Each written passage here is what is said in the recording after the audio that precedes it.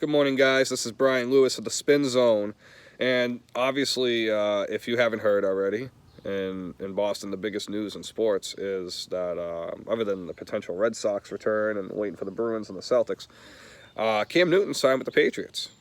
Now, as a Ravens fan and as a resident New Englander, a lifelong New Englander, this is a really different perspective for me. Because obviously, the quarterback they had before was some number 12 guy from Michigan. 6th-round pick, 199th overall, the whole 9 yards. You hear it all around here. I still see 28-3 bumper stickers. Salute to you. Salute to you people. But besides the point, Cam Newton signed with the Patriots. Actually puts the Patriots back into Super Bowl contention. And I'll tell you exactly why. Because Cam Newton, you're telling me, will have an assets. Well, as assets-wise, as a team around him, we'll have an offensive line that isn't a complete pile of crap. He'll have 2 running backs that are more than capable of making plays after the catch or on the run. Sonny Michel, who was very instrumental in their Super Bowl win a couple years ago against the Rams. He had 96 yards rushing, I think, in that game. He was a big instrumental part of that game. Should have been the MVP. And then you have James White, who's practically, I think he has some of the best hands in the NFL. I've never seen, I don't think I've legit seen that dude drop a pass outside of maybe 2 or 3 times. And that's going back to Wisconsin, too, because as an Ohio State fan, I know all about James White at Wisconsin. Those are some good Wisconsin teams. And with Cam Newton, he'll have those 2 running backs. He'll have, don't even worry about the tight end options. At wide receiver, he'll have Edelman, he'll have Sanu, and he'll have N'Keal Harry. N'Keal Harry is a really talented wide receiver. Not the dude I would have drafted, but I liked Harry, especially in Baltimore. I thought he would have been a much better fit in Baltimore, but we got Hollywood Brown. So, kudos to Hollywood Brown. Shout out to Hollywood Brown. And with the Patriots, they have those 3 talented wide receivers, and they still have, what's the other kid's name? The other young wide receiver there. I forget his name, but he's also pretty good, too. And he was in last year's draft. I saw a post mention him, another Patriots blog that I follow, that I make sure I follow every team's going on. Mentioned that, yeah, that kid might have a better future than Harry, which, we'll see. Now, with the defense, we know what the defense can do. That secondary... Patrick Chung, as long as he's not partying in New Hampshire, he should be fine. We'll go from there.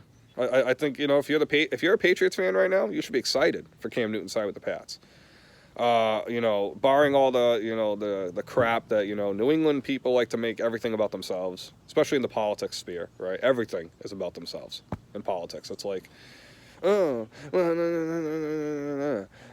kneel for the flag. I mean, I was at the pregame where they booed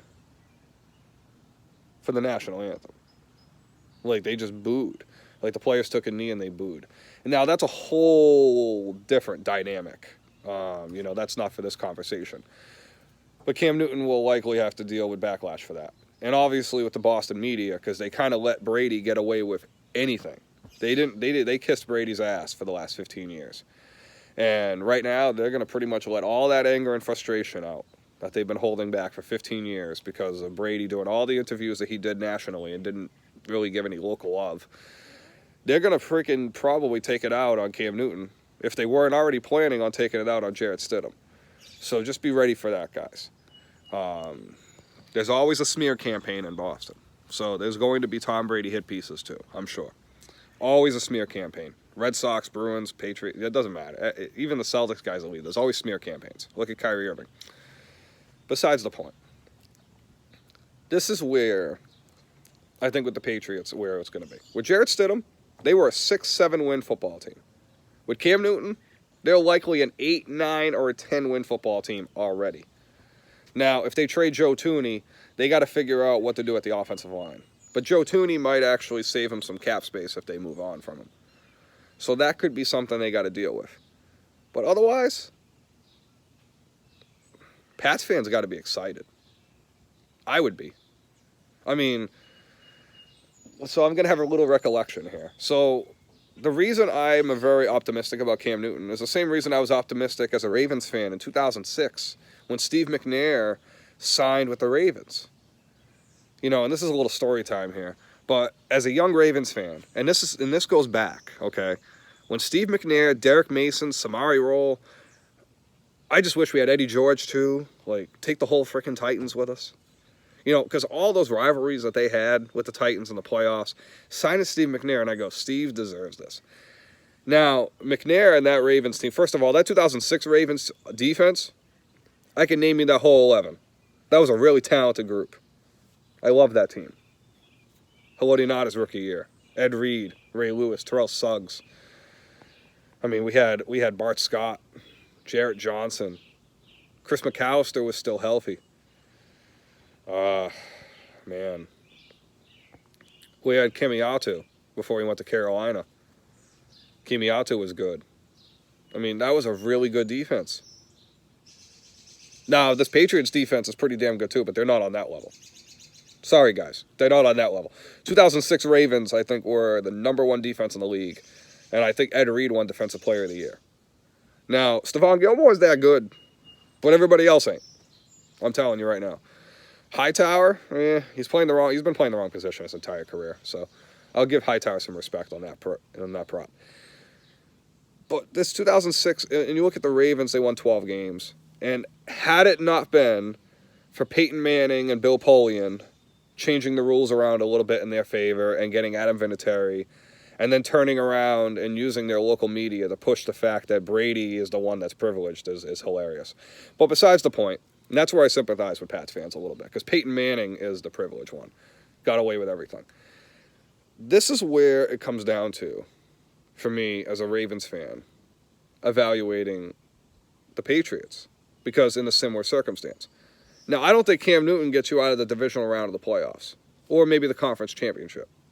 I don't think you're better than Kansas City. I don't think you're better than Baltimore. I'm not totally sure if they're even better than Buffalo right now. I'll be honest. I mean, it's Buffalo's division to have. But I'm not sure.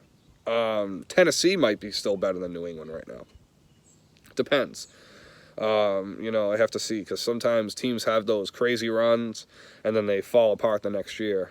Obviously, look at Arizona with Carson Palmer's injury the next year. If Tannehill stays healthy, Tannehill's more than good enough to get them through the line. So there's a whole thing there. I just want to see exactly. I know one thing's for sure. The fan base is not going to care for Cam Newton too much.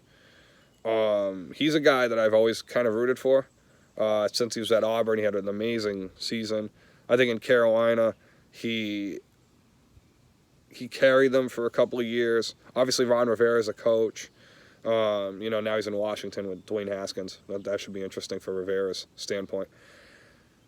But I'd like to see what Cam Newton can do with Josh McDaniels. Because as I said, I think the pieces that are there, like McNair was in Baltimore. Now, keep in mind, Baltimore went out and got Derek Mason. They had Jamal Lewis.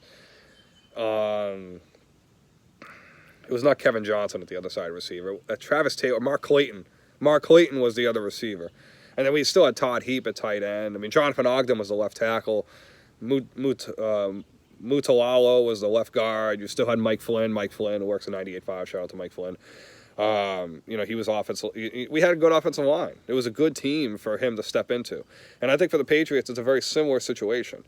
You're a competitive team that can't afford to give a young quarterback the keys when you have a playoff roster. And that's pretty much what it comes down to.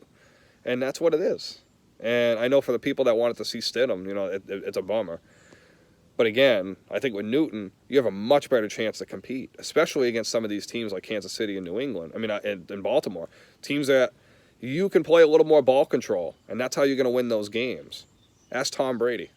They mastered it.